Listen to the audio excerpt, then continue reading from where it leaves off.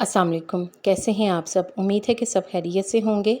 आज की वीडियो में मैं आपको ईद के हवाले से सफाई से मुतल्लिक़ कुछ टिप्स बताऊंगी जो यकीनन आपके लिए फ़ायदेमंद होंगी।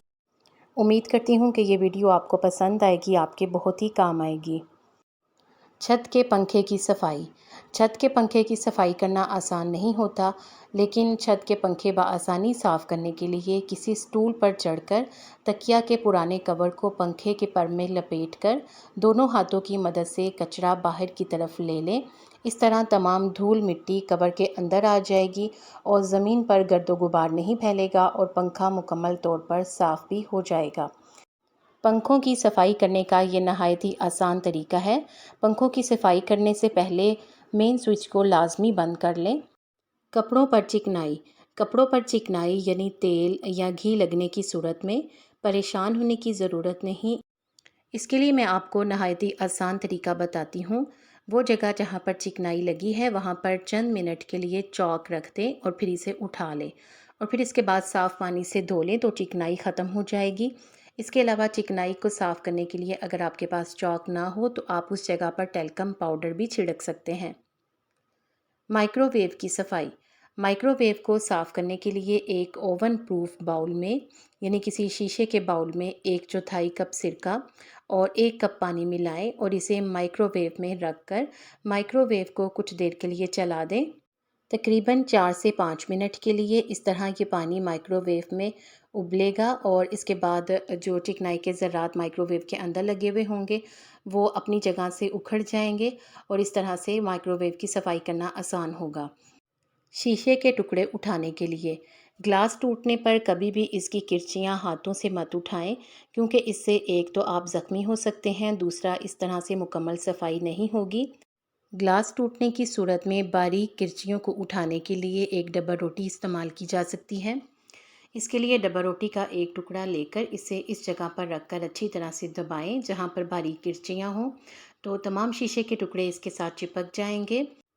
इसके अलावा किसी ऊनी कपड़े को गीला करके भी बारीक किरचियों को उठाया जा सकता है। ब्लेंडर की सफाई के लिए तरीका नंबर 1।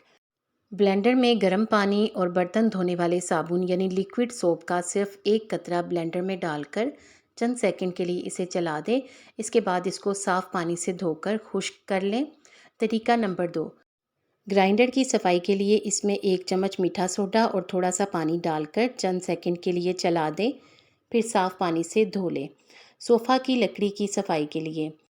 सोफ़ा की लकड़ी की सफाई के लिए वैसे तो बाज़ार से पॉलिश मिल जाती है, लेकिन अगर आपके पास ये दस्तयाब ना हो तो सोफ़ा की लकड़ी की सफाई के लिए जूतों की पॉलिश का इस्तेमाल करें।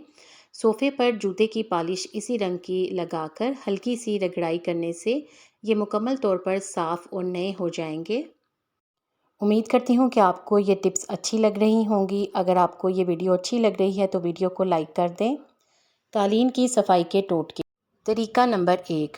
कालीन की सफाई के लिए नीम गर्म पानी में थोड़ा सा वॉशिंग सोडा या फिर डिटर्जेंट मिलाएं यानी कि सर्फ मिलाएं और इसका कालीन पर छिड़काव करें और फिर तिनकों वाली झाड़ू से खड़े होकर सफाई कर लें।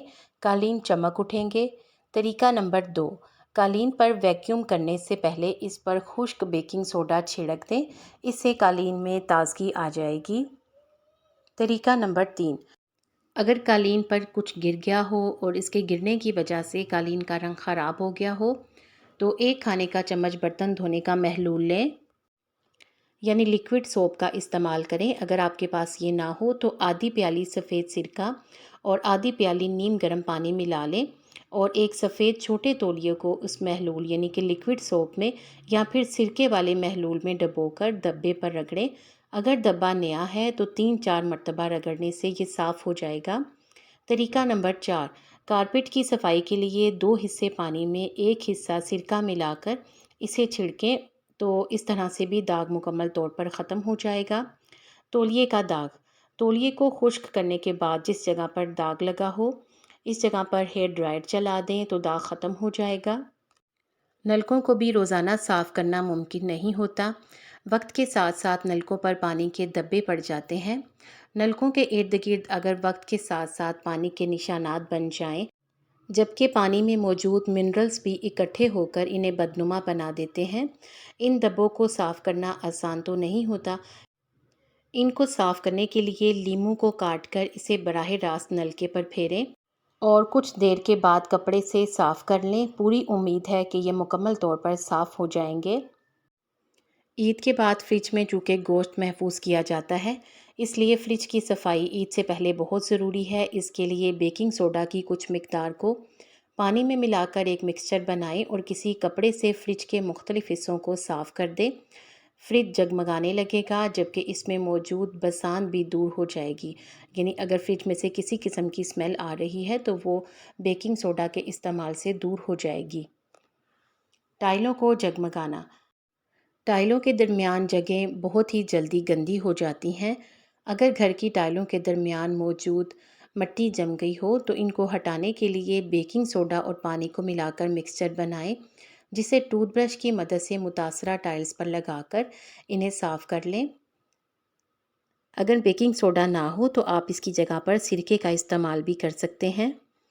जले हुए बर्तनों के लिए, इसके लिए आपको सफ़ेद सिरके और बेकिंग सोडा की ज़रूरत होगी। सफ़ेद सिरका और बेकिंग सोडा ना सिर्फ खानों के लिए बल्कि सफाई में भी बहुत ज़्यादा इस्तेमाल होता है। सबसे पहले उबले हुए पानी और सफ़ेद सिरके को जले हुए बर्तन में डाल दें, ताकि जले हुए खाने के बचे हुए हिस्से को निकाला जा सके। इसके बाद बाकी मांदा हिस्से को बेकिंग सोडा से रगड़कर साफ़ कर दें। आपको इन टिप्स में से कौन सी अच्छी लगी है, कमेंट सेक्शन में ज़रूर बताएं।